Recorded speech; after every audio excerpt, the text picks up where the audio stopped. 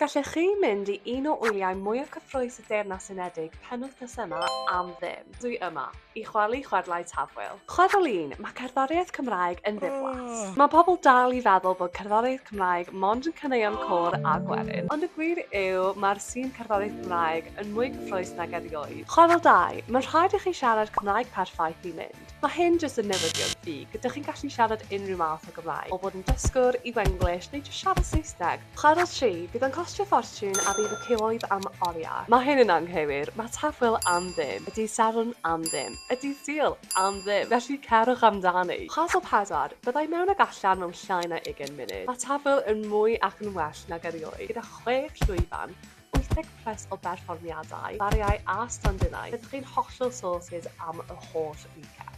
A dyna chi, gobeithio bod hwnna wedi clirio pethau i benni. Anfonwch y TikTok yma at eich ffrind sy'n hollol obsessed gyda cerddoriaeth. Gweld chi wythnos nesaf.